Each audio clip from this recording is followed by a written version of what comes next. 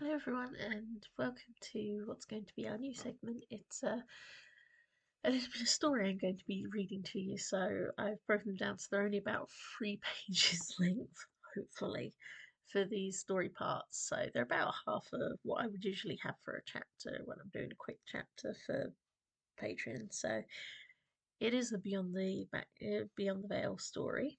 It's a demon story, and it's called Duchess of Hell, and it's going to be meeting Oleander Laindon, a human with a life that seems to be going down the toilet as she's reaching her 40th year, when suddenly she learns that she is not just human, but also learns that if she doesn't find herself a partner from one of the families of the Dukes of Hell by the time she is 40, she's going to die.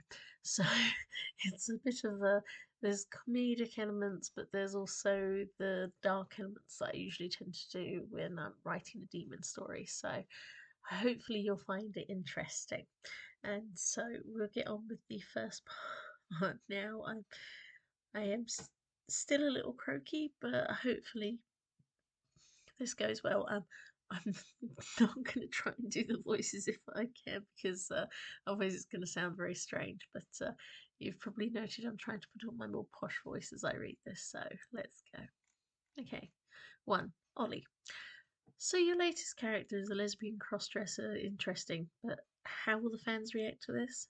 The design room was sometimes more a sort of cupboard room where 4 desks and computers sat with drawing tables between them and a general sensation of hidden things.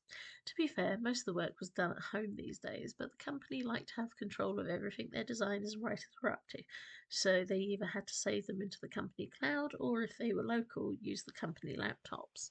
It wasn't too bad. The laptops had the top drawing programs and they were great to work with. But there was an invisible ball and chain that Oleander Laindon could feel wrapping about her as she looked at the CEO and co-creator of Wolf Riders, the seminal fantasy role-playing strategy computer game and literary group in the UK. Well, that's what it had become. That's what it had become. Oleander had joined up with them by accident because she and the co-creator Evan had been in the same tabletop gaming group in college and university in the early noughties, and she'd helped the place set up. But that was the problem. Their work had always sold with her as Ollie Lyndon, a male pseudonym, with Evan's theatre-loving big brother providing the lip service and pictures plastered on books and the website's creation team. It didn't matter that in a month's time Oleander would have been working for this company 20 years. She was a shadow, and lately the company was treating her like that. It also included this. But Ollie had been working very hard on this matter, and she quickly folded her arms across her chest. Yep, and as promised for my 20th year in the company, my 40th birthday present, and outlined in the contract when I made a point I won't try and be another co-creator owner if you allowed it, I get to create a character and write a book for them every 5 years as my gift and to keep me loyal, and well, this is it. It's worked when I've created amazing characters out of the enemy units, even when I created the riding wolf that was possessed by the spirit of its dead rider and could communicate telepathically because of a curse.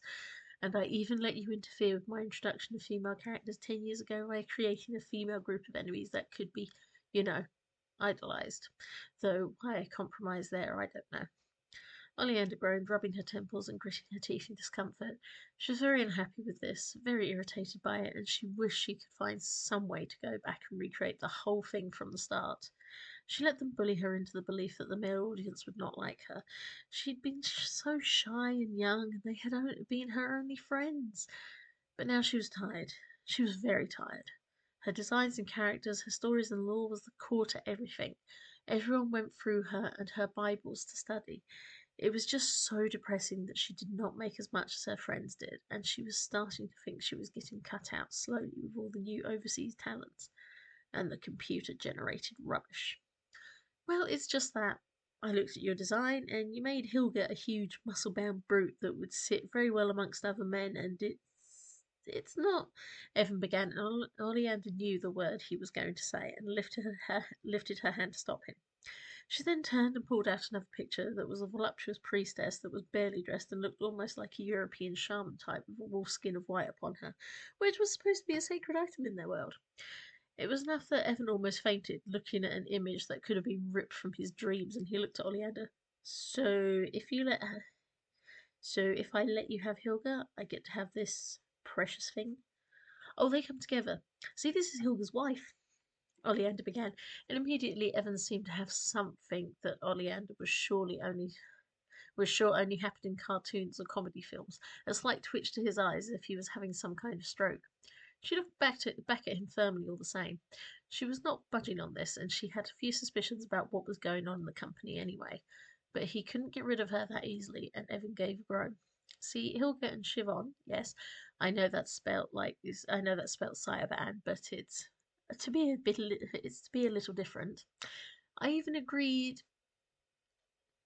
I even agreed when I talked to David and had him read through the manuscript that I will add one mature scene to appease, although David thinks the kisses and moments together have a lot of tension. So there, David's agreed, just waiting for you to bow your head. All right, but this means you need to give brother a synopsis and all the important points of these characters and the book so he can sell it. I take it you basically got everything sorted, so a pre-order could be released on Ollie's birthday, right? So I've got a month to advertise. Evan groaned, but he was quite sure that this was going to be wonderful for them, as always. Oleander looked pleased and nodded her head before then turning around and hooking up a USB drive and passing it over to him. He knew that everything was sorted, and well, if they could claim they had sapphic fiction ahead of the company, it would appease anyone thinking they were too male-centric. And then he looked at Ollie carefully. Just be careful, Ollie. These kinds of things attract more people that are willing to spend money, but not willing to get involved in the subscription service. But remember, the 20th anniversary will be a big thing and there will be big changes, so try not to get on anyone's bad side till then. With that, Evan left with the drive and Oleander was pleased, but her expression was one of total surprise. She'd never heard anything from David about it, and so Oleander looked at her work and then closed things up for the evening with a nervous sensation in her stomach. She hoped to hell they were not selling the company up to one of those game companies, if only because then everything would be generated by the computer and she'd have nothing left. It gnawed at her as Oleander gathered her things together, and then gently she padded out of the building and waved to Mike, who was working in the 3D printing room, making sure the last batch of new models would be ready to ship out soon. She waved to him, and he waved back and smiled, and she was feeling suddenly even more depressed than normally when she was the normal when she was finished work for the day and had to realize that her hobby was her job because going back home was only misery, except for Kosh, her lizard. Getting home, she was not surprised that it was walking into a party that no one had told her was happening, and then to be asked immediately why she never responded to a text.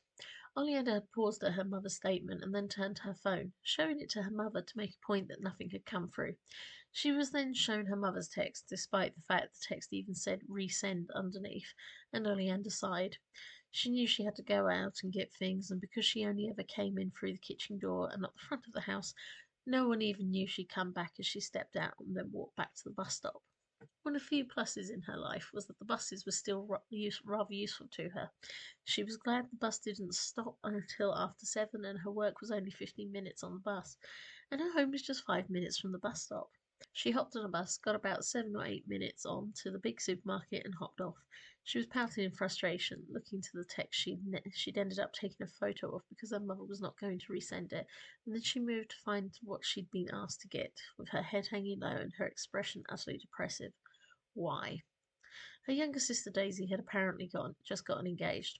Daisy was only just 30, and she'd been constantly dating and even had 2 kids from previous partners.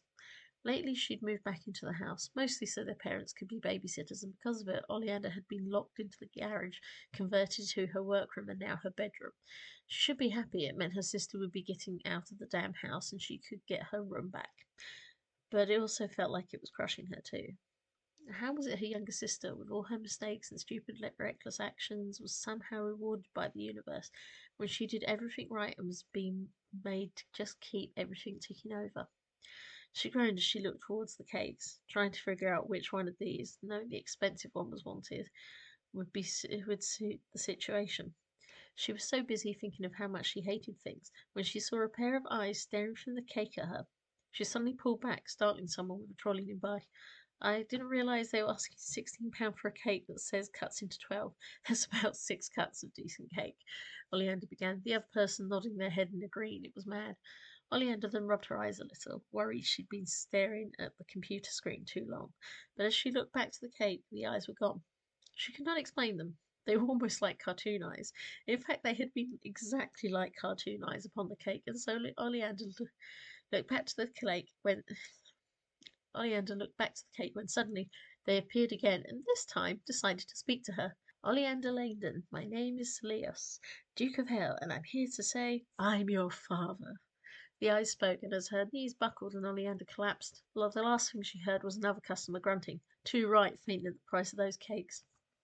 Right, that's the end of the first part. I actually enjoyed reading that to you, and I hope you have been intrigued by it. Yes, Oleander's starting everything with the oh woe is me attitude, but it seems almost justified.